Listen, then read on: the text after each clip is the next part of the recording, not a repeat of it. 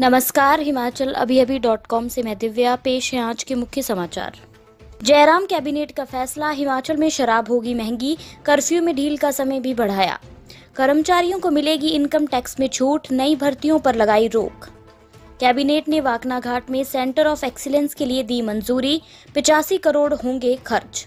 हमीरपुर में सामने आया कोरोना का मरीज, हाल ही में लौटा था दिल्ली से। सामाजिक दूरी का पालन नहीं करने पर बंद रहेगी एसबीआई की ज्वाली शाखा। 10वीं 12वीं कक्षा के स्टूडेंट को गलत प्रश्नों के एवज में मिलेंगे ग्रेस मार्क्स। अब होम क्वारंटाइन में नहीं रखे जाएंगे बाहर से आए व्यक्ति के परिवार वाले। पांवटा साहिब में जंगल में संदिग्ध हालत में मिला टेम्पो चालक का शव, सनसनी। मामूली कहासुनी के बाद बैजनाथ में मिस्त्री ने ठेकेदार पर फट्टे से किया वार, गई जान।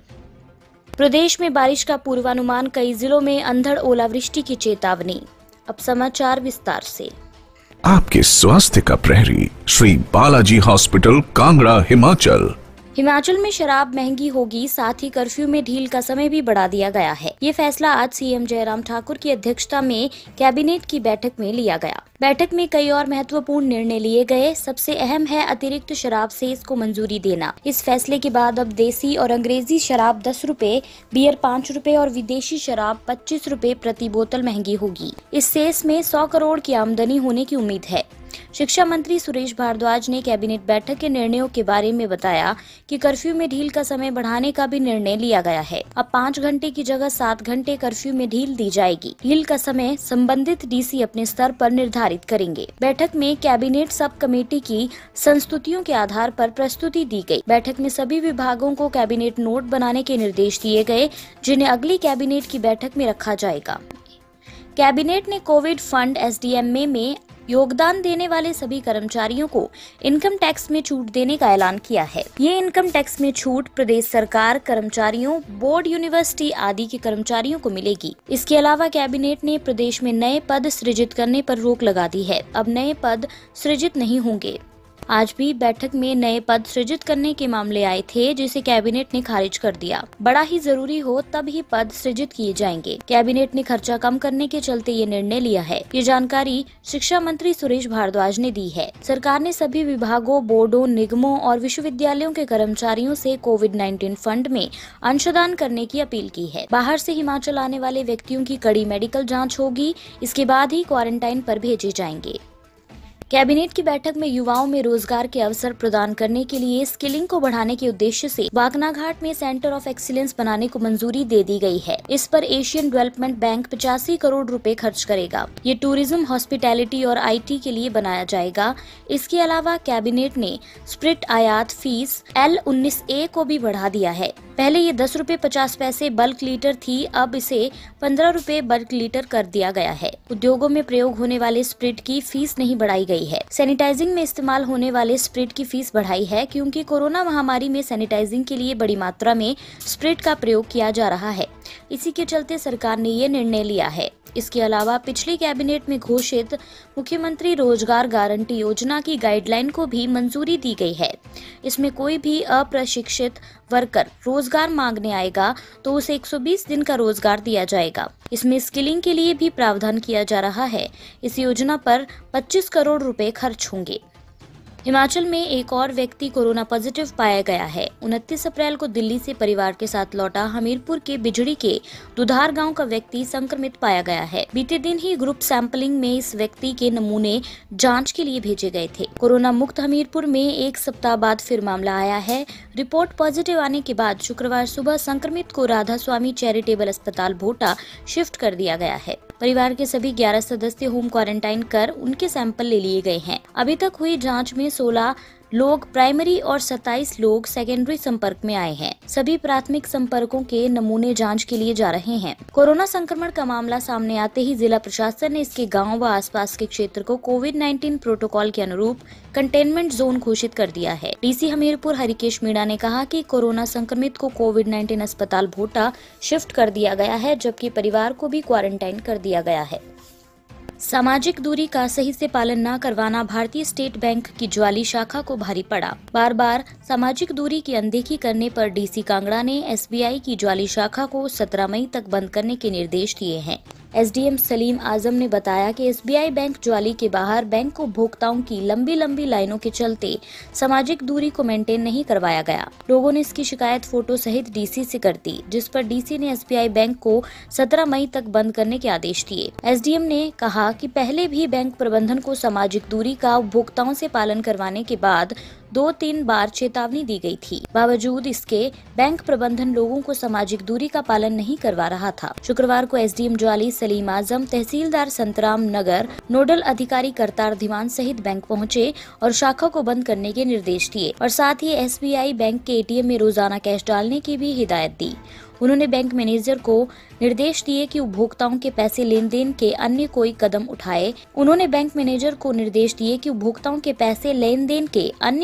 उठाए। ताकि उपभोक्ता परेशान न हो। अन्य समाचार ब्रेक के बाद। Shri Balaji multi speciality hospital Kangra, जहां आपको एक ही छत के नीचे मिले बेहतरीन चिकित्सा सुविधाएं, cardiology, laparoscopic, general surgery, neuro surgery, orthopaedics, paediatric, radio diagnosis, urology, gastroenterology, ophthalmology, pathology, medicine, anaesthesia और डेंटल जैसी अत्याधुनिक और बेहतरीन चिकित्सा सुविधाएं, 24 घंटे इमरजेंसी सुविधा, 9 बेड के साथ critical care unit, cardiac monitor और डिफिब्रिलेटर्स, सेंट्रल ऑक्सीजन लाइन और वेंटिलेटर सुविधा। हिमाचल प्रदेश के सबसे बड़े निजी स्वास्थ्य सेवा प्रदाताओं में से एक Shri Balaji multi speciality hospital Kangra राष्ट्रीय स्वास्थ्य बीमा योजना के साथ सूचीबद्ध Shri Balaji multi speciality hospital Kangra BPL परिवारों के लिए अस्पताल में कैशलेस भर्ती होने के साथ ही ईसीएच की भी सुविधा। हमारा पता Shri Balaji multi speciality hospital, Balaji Vihar, Ujjain, Kangra. संपर्क करें 9218411108 पर। Shri Balaji multi speciality hospital Kangra.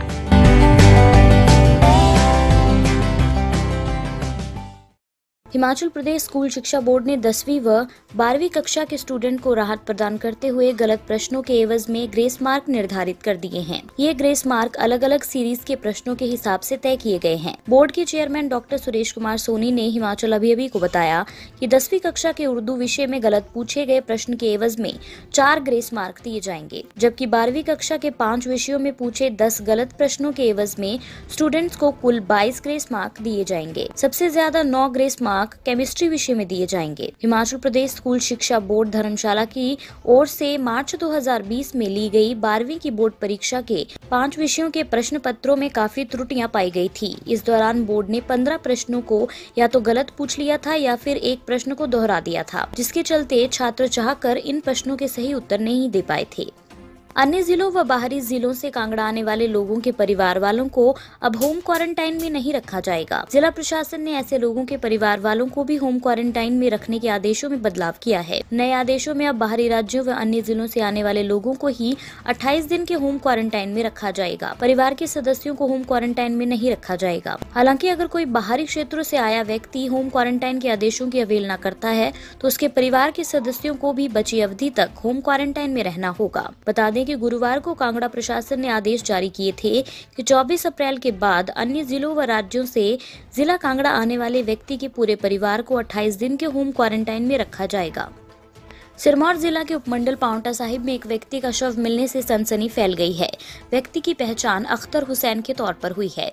Police ने शव को कब्जे में लेकर पोस्टमार्टम में भेज दिया है। जानकारी के अनुसार पांवटा के बेहड़े वाला जंगल में शव संदिग्ध हालत में बरामद हुआ है। ग्रामीणों के अनुसार मृतक अख्तर हुसैन अपना टेम्पो चलाता था और गुड़ बेचने का काम करता था। बीते रविवार को उसके फोन पर मोबाइल की घंटी बजती रही और देर शाम को 7 बजे के बाद उससे संपर्क टूट गया। बताया जा रहा है कि कुछ समय से वह काफी तनाव में था। परिजनों ने आशंका जाहिर की है कि उसकी हत्या हुई है। पुलिस ने मौके पर पहुंचकर तफ्तीश के दौरान पाया कि अख्तर की बाइक उससे कुछ दूरी पर खड़ी थी, जबकि शव बाइक से थोड़ा आगे कच्चे रास्ते पर 20 मीटर की दूरी पर था। पुलिस मामले की जाँच कर रही है। पुलिस थाना बैजनाथ के तहत आने वाले घिरथोली के पंतेहड़ गांव में एक मिस्त्री ने ठेकेदार के सिर पर फट्टे से हमला कर उसे मौत के घाट उतार दिया। पंतेहड़ के शशि कुमार ने बैजनाथ पुलिस को बयान दिया कि ठेकेदार अनिल बख्शी निवासी विकासनगर चौबू व मिस्त्री दिनेश कुमार निवासी उत्तर प्रदेश की आपस में कहासुनी हो गई। इस पर दिनेश मिस्त्री ने गुस्से में आकर ठेकेदार अनिल बख्शी पर फट्टे से हमला कर दिया। हमले में अनिल के सिर पर जबरदस्त चोट लगी। अनिल को गंभीर हालत में बैजनाथ अस्पताल पहुंचाया गया, जहां से उसे पीजीआई चंडीगढ़ रेफर कर दिया गया, जहां उसकी मौत हो गई। थाना प्रभारी चिंतराम ने बताया कि आरोपी मिस्त्री को गिरफ्तार कर लिया गया है। डीएसपी पूर्णचंद ठुकराल ने बताया कि पुलिस मामले की जांच कर रही है। आरोपी के खिलाफ अब हत्या का मामला दर्ज होगा। हिमाचल में शनिवार से दोबारा बारिश के आसार जताए गए हैं। 10 मई को प्रदेश के 6 मध्य पर्वतीय जिलों शिमला, सोलन, सिरमौर, मंडी, कुल्लू और चंबा के कई क्षेत्रों में अंधड़ और ओलावृष्टि की चेतावनी जारी की गई है। 12 मई तक पूरे प्रदेश में बादल बरसने का पूर्वानुमान जताया गया है। शुक्रवार को राजधानी शिमला सहित प्रदेश के अधिकांश क्षेत्रों में मौसम साफ रहा। धूप खिलने से अधिकतम तापमान में सामान्य से 3 डिग्री की बढ़ोतरी दर्ज हुई है। ऊना में शुक्रवार को अधिकतम तापमान 37.8, कांगड़ा में 33.1, बिलासपुर में 33.0, सुंदरनगर में 32.4, चंबा में 30.5, नाहन में 29.6, सोलन में 28.0, धर्मशाला में 25.4 और शिमला में 22.6 डिग्री सेल्सियस रिकॉर्ड हुआ। उधर गुरुवार रात को केलंग में न्यूनतम तापमान 3.0, कल्पा में 5.5, मनाली में 5.8 और शिमला में 12.9 डिग्री सेल्सियस रिकॉर्ड हुआ। इसी के साथ आज के समाचार यहीं समाप्त होते हैं। धन्यवाद। आपके स्वास्थ्य का प्रहरी श्री बालाजी हॉस्पिटल, कांगड़ा, हिमाचल।